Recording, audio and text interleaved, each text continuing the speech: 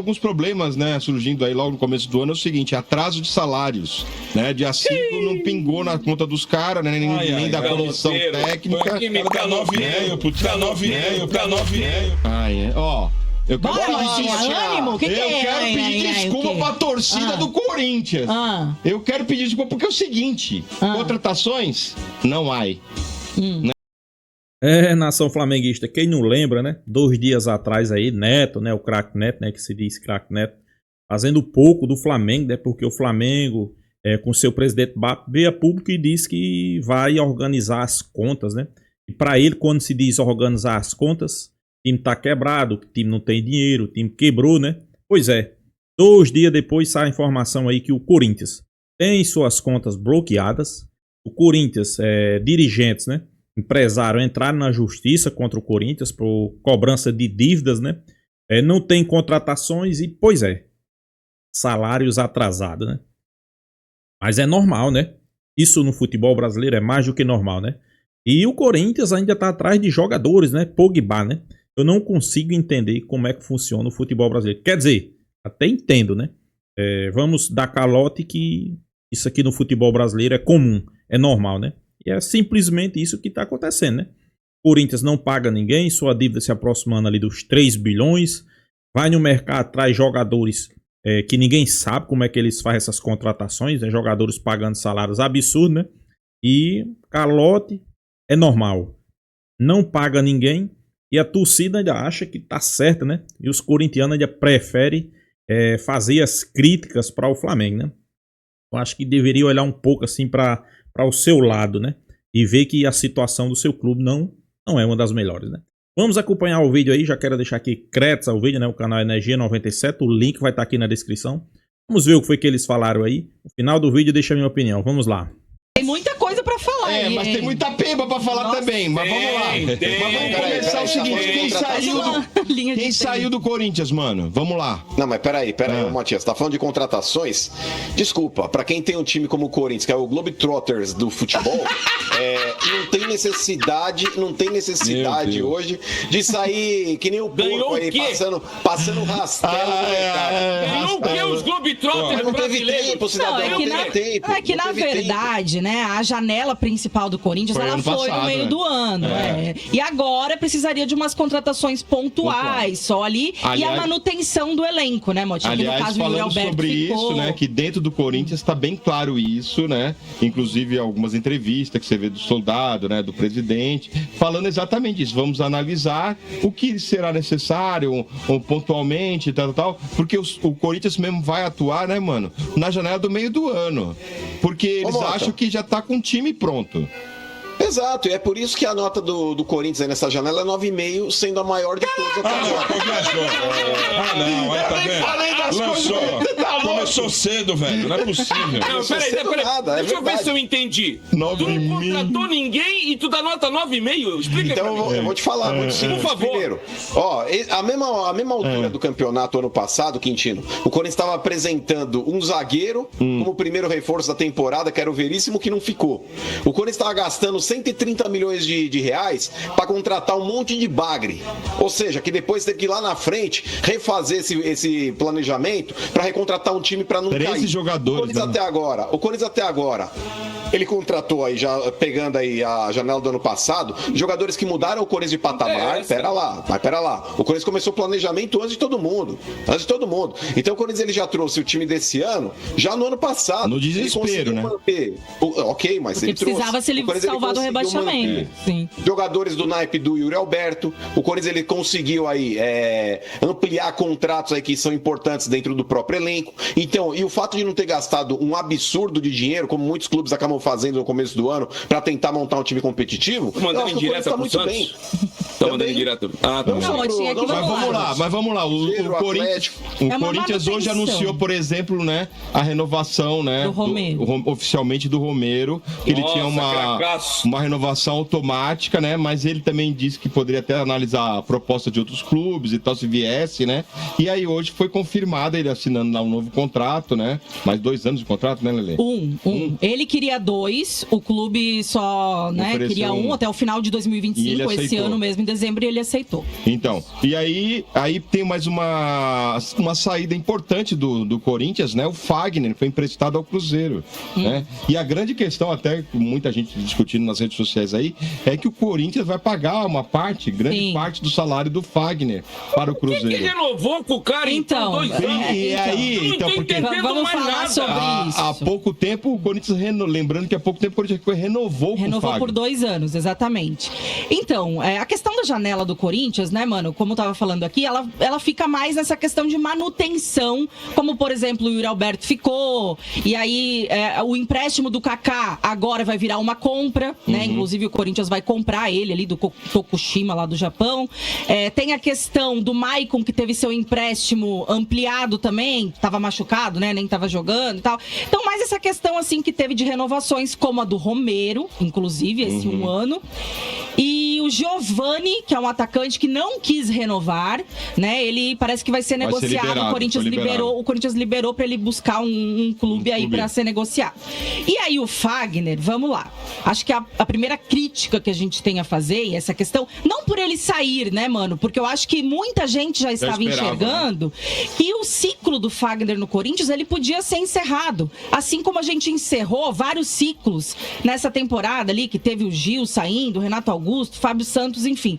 O Fagner, ele já estava nessa leva, né? Já é um cara que foi muito importante, mas que já não estava conseguindo render tanto e que a gente achava que o ciclo talvez ele já pudesse ser encerrado.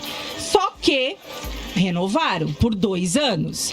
E aí agora a questão de emprestar para o Cruzeiro, pagando mais da metade do salário, porque essa informação, tá, que foi replicada... Mais da metade? Vamos lá. Essa informação foi dada pelo Samir Carvalho, no UOL aí, segundo o Vessone. Eu vi que o Vessone mesmo repercutiu isso aí, né, que o salário do Fagner no Corinthians era 800 mil. Então, segundo o Samir, o Corinthians vai pagar 500 mil e o Cruzeiro 300, tá? Isso pelo que eu vi o Vessone postando hoje, mas a informação é do Samir. Então, é aquela questão que a gente já começa a fazer uma crítica, né, mano? Pô, se o Ramon não queria realmente o Fagner no elenco, por que você vai renovar para emprestar o cara para você pagar mais da metade do salário? É um absurdo. Só que eu nem preciso fazer essa pergunta, Quintino, porque eu já sei a resposta. Quando a gente chega e fala assim, pergunta, por que vocês foram renovar? Porque tá cheio de dívida com o cara e a renovação é uma forma de ficar o quê?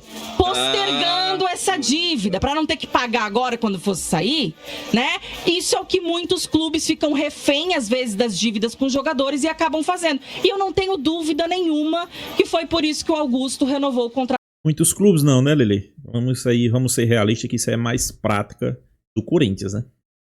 Do Fagner. Você também acha assim, mano? Então, Lelê, eu até acho que eles podem ter adotado essa estratégia aí, mas eu acho um absurdo. Eu também. E quando o cara vai sair, por mais que ele tenha uma dívida pendente, essa dívida ela pode ser parcelada. Você não precisa pagar necessariamente aí tudo à vista para o jogador. Inclusive, vários acabam saindo de clubes e vão receber depois de 10 anos, 15 anos, enfim. Na justiça até. Exato, brigando. É um processo litigioso. Então, nesse ponto aí, eu acho que foi uma baita de uma burrice. Bastava chegar para o Fagner e falar, ô Fagner, você quer trocar um banco por outro? Porque aqui você está sendo o banco do Mateuzinho, lá você vai ser banco do William. Fala, então o negócio é o seguinte, você pode ir. Fala, você pode ir. Só que o negócio, já que o Cruzeiro te quer, eu rescindo o teu contrato, valeu, passar bem com o ferro elétrico, marcha.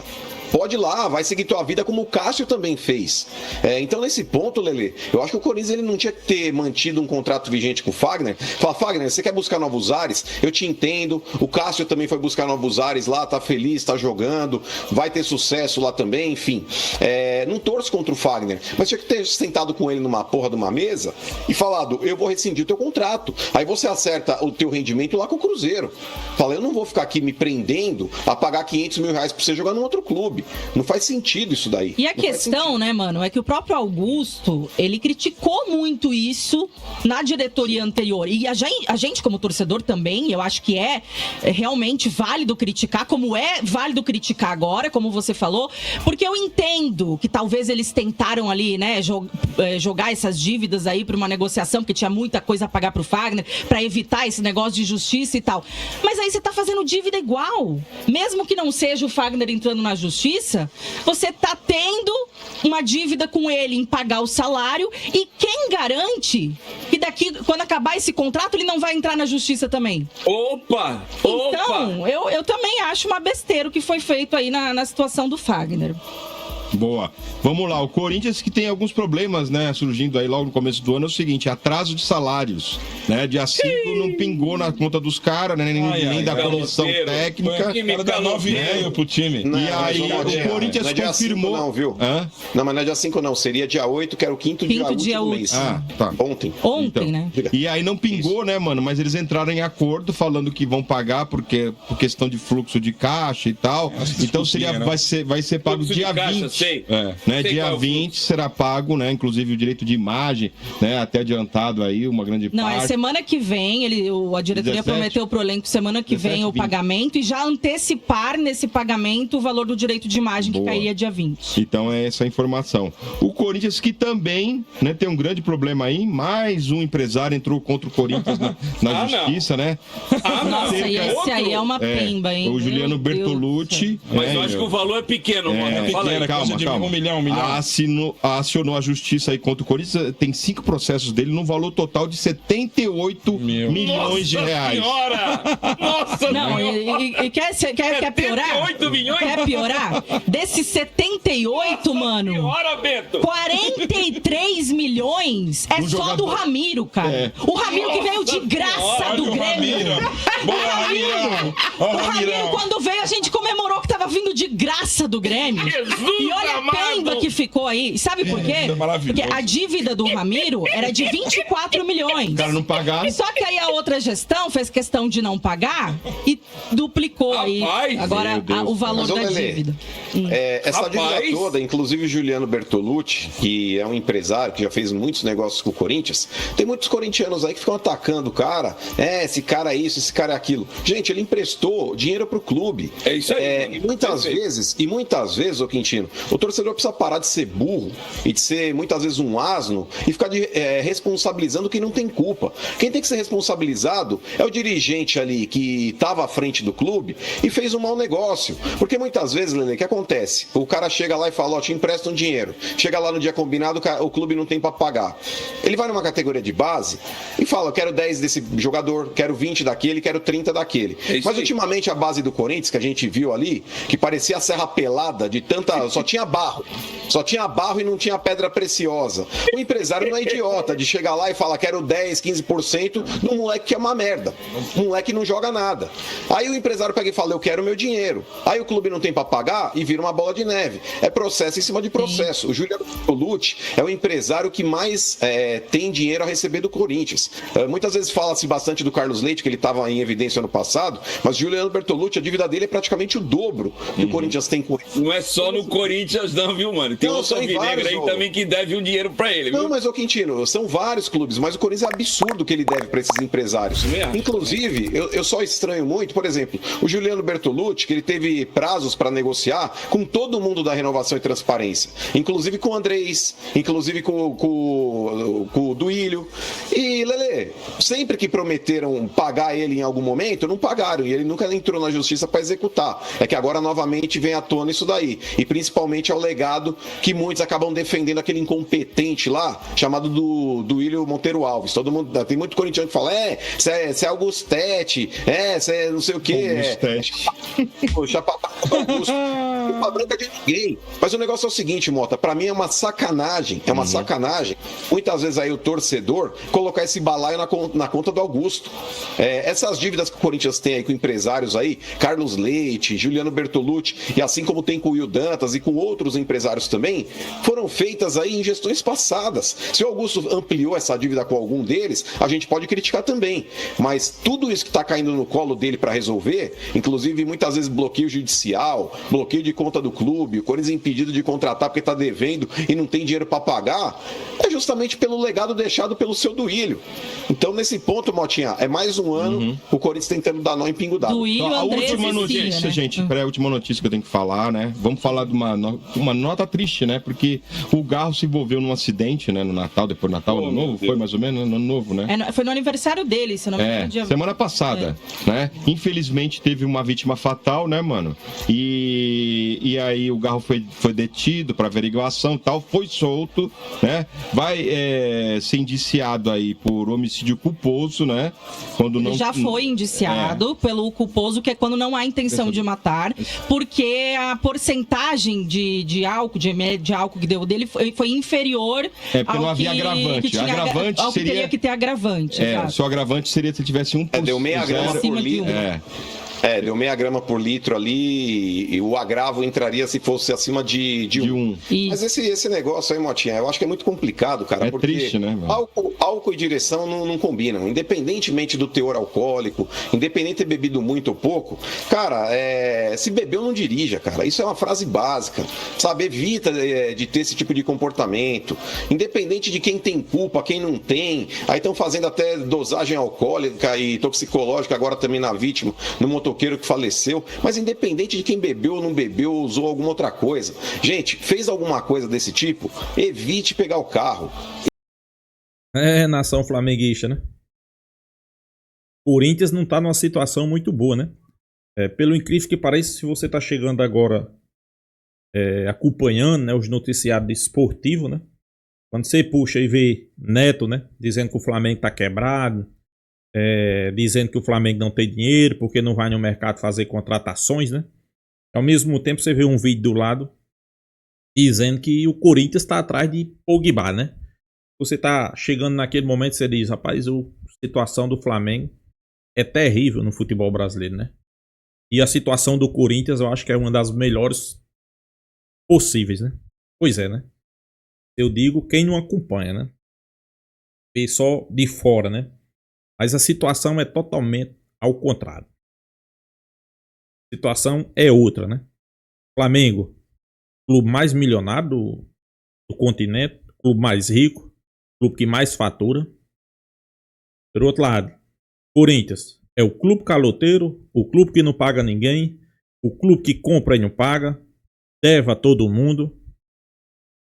Mas pelo incrível que pareça, você vinha a público e dizer não vai entrar no mercado em contratações, que está se reestruturando ali suas contas, seu fluxo de caixa, para muitos isso aí tá quebrado, né? Mas já para outros, mesmo você estando numa situação precária, devendo, quebrado, não paga ninguém, mas você estando no mercado, nada mais, nada menos atrás de uma contratação de um cara que é renomado no futebol internacional, né? Pogba. Isso aí é normal. Aí eu pergunto, onde é que vai parar o futebol brasileiro? Aqueles que devia criticar, faz elogiar. Por exemplo, o que seria certo, né? O Flamengo veio, o presidente BAP, né? Todo mundo sabe que Rodolfo Landim, na última janela, fez várias contratações, pessoal. Contratações essa de peso, né? Gonzalo Plata, Carlos Alcaraz, Michael. Por quê? Que necessitou, né? Vários jogadores contundidos. O Flamengo ainda estava disputando as principais competições. Então o objetivo sempre ser campeão. Se sentiu na obrigação de ir no mercado e fazer algumas contratações, né? Claro, se antecipou, né? Talvez essas contratações da janela passada, da última janela, fosse agora nessa janela, né? Mas o Flamengo se antecipou e achou certo naquele momento fazer as contratações para estar alto nível ainda, né? Até porque perdia vários jogadores, né? Ok. E nessa janela o Flamengo perdendo Davi Luiz e Gabigol, né? Mas mudou de presidente. O presidente que chegou, o atual BAP, viu uma situação que realmente precisa se reestruturar. Quando diz reestruturar, organizar, né, as contas, né? Porque o Flamengo fez várias contratações, fez investimento, não deve a ninguém. Inclusive comprou o terreno do estádio. Então precisa se organizar, né? Ele foi bem sincero para não ficar devendo, chegar o dia de o compromisso de pagar e não ter dinheiro. Claro, eu tô dizendo aqui, fazendo uma hipótese. Claro que vai chegar o dia de pagar e o Flamengo sempre tem dinheiro, né? Ele achou melhor não ir no mercado e ser sincero. Jogar limpo com a torcida, né? Pronto, ele fazendo isso, o que é que eu digo assim, o jornalista, né? Jornalista, aquele jornalista que é certo, o jornalista que é coerente, o que é que deveria vir fazer? Vou tirar aqui por mim, caso fosse eu fosse dar uma opinião. Foi o seguinte, caso fosse o Palmeiras que estivesse fazendo isso, que inclusive, eu não estou lembrado se foi o ano passado ou o ano retrasado, e aconteceu justamente isso no Palmeiras, né? O certo é você vir dizer, sabe o quê? Parabéns.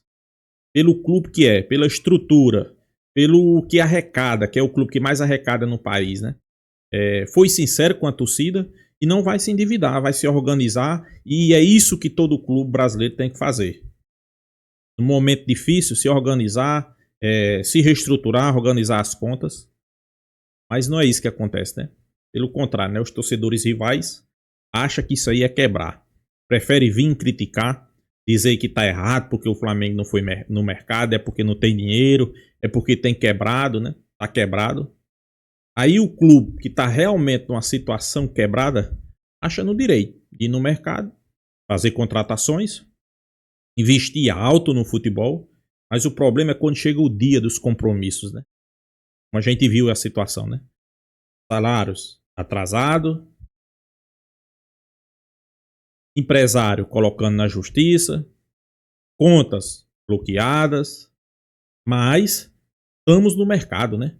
Estamos no mercado em contratações, né? Vamos trazer Pogba. Assim fica difícil. Fica difícil não só para o futebol brasileiro, né? Para alguns torcedores que acreditam, né, que seu time está bem financeiramente, né? Mas temos que ser realistas, pé no freio, né? Então é isso, pessoal. Se inscreva no canal FlaTube, deixa seu like, compartilha o vídeo e até a próxima, pessoal.